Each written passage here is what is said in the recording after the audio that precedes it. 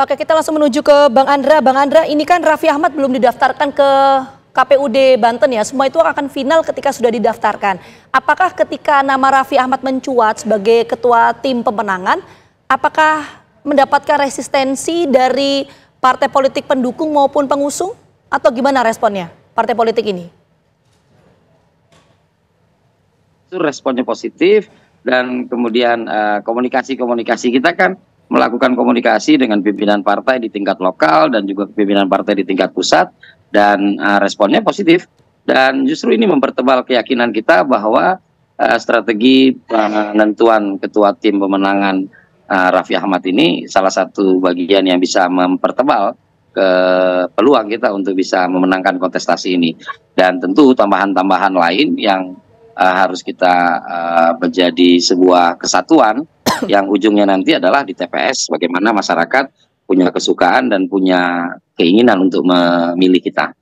Baik, Bang Andra, ini kan kalau melihat Raffi Ahmad berbicara kepada milenial dan zilenial ini sudah tidak perlu kita ragukan, tapi ketika dia melakukan lobby-lobby politik, terus melakukan strategi komunikasi politik, apakah tim ses dari koalisi 10 partai ini yakin betul dengan itu? Melihat Raffi Ahmad juga luar biasa sibuknya, tadi kita berusaha mendatangkan saja 3 bulan ke depan jadwalnya sudah sangat padat. Sedangkan dia harus menjadi tim ses, ketua tim ses. Ya, itulah kelebihan kami. Artinya kami sudah mendapatkan jadwal beliau, kami sudah mendapatkan konfirmasi beliau, dan kemudian juga hari ini bukan lagi tugasnya lobby-lobby politik, tapi hari ini adalah bagaimana bisa menyasar langsung kepada pemilih dan kemudian mengenalkan diri kepada pemilih, visi misi kita kepada pemilih, gagasan kita kepada pemilih, dan kemudian gagasan dan keberadaan saya sebagai calon itu bisa diterima oleh pemilih, dan di ujungnya nanti adalah saya dipilih.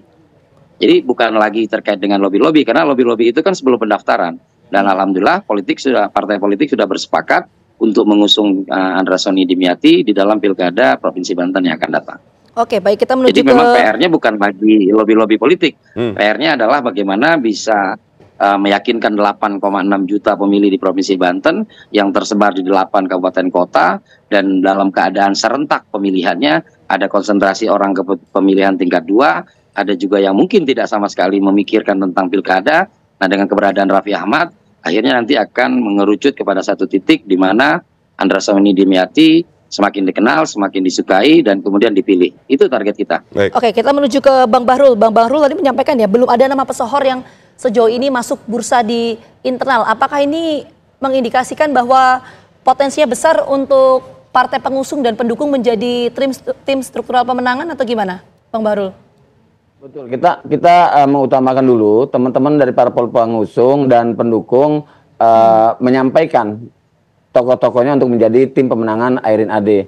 Karena sesungguhnya bahwa kami menyadari baik dari Partai Golkar, PDIP, dan teman-teman 7 parpol yang lainnya bahwa kerja-kerja politik kita dalam meningkatkan elektoral ini sudah dilakukan sudah jauh-jauh hari oleh Bu Airin dan Pak Ade, yang kemudian kita mempercayai bahwa mekanisme saintifik ini kemudian yang terus kita gunakan, maka langkah-langkah menuju elektoral saintifik inilah yang kemudian kita gunakan.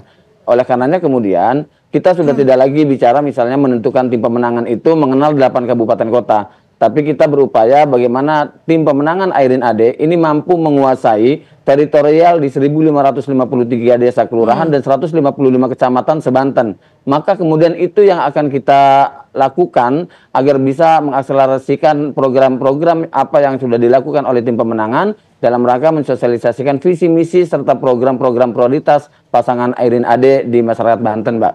Baik, Bang Bahrul, apakah ini juga karena memang pesona Airin ini sudah lebih tinggi dari popularitas seorang Raffi Ahmad, sehingga tim begitu yakin tidak perlu ada pesohor, tidak perlu ada tokoh yang atau artis yang harus masuk sebagai tim ses di tim sesnya Airin AD ini?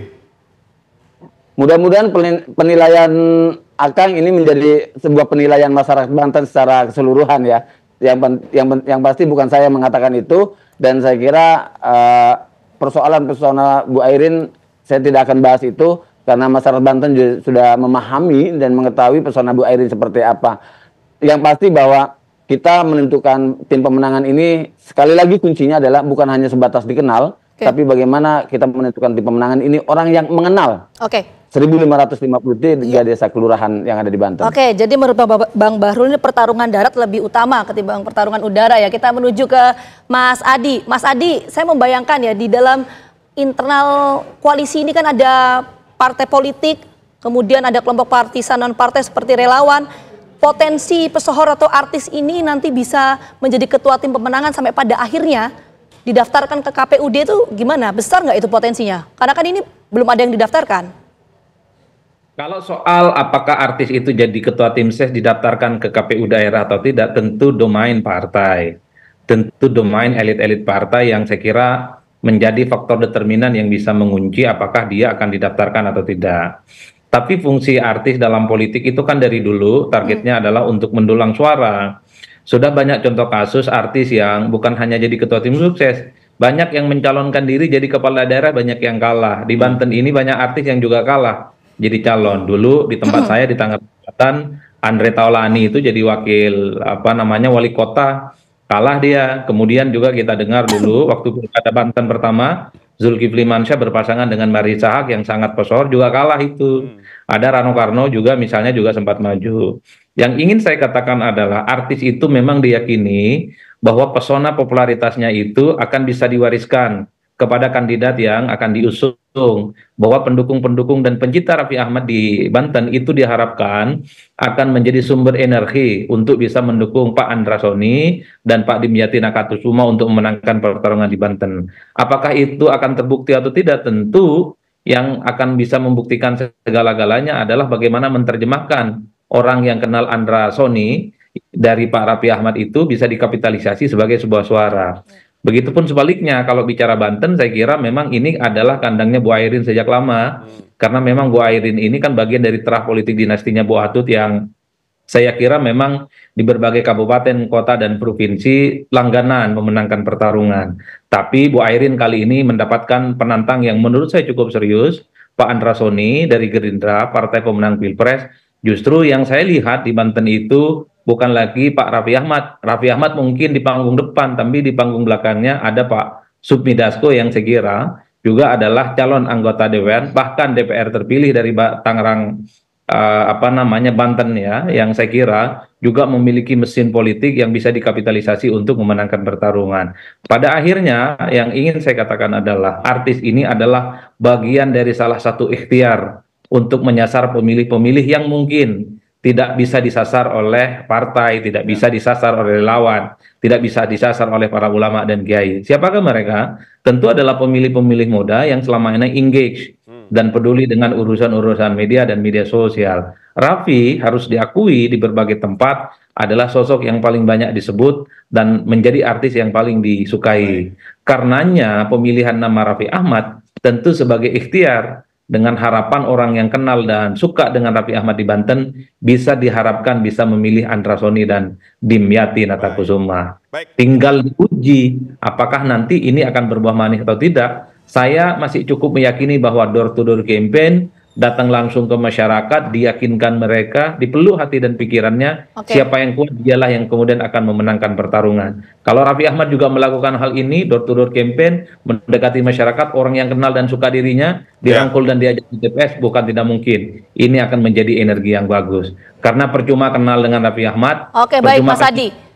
Kalau tidak bisa menjadi bagian dari yang nanti kemudian mencoba. Kita sama-sama lihatlah apakah nanti akan jadi didaftarkan ke KPUD atau tidak. Sekali lagi terima kasih banyak untuk seluruh narasumber.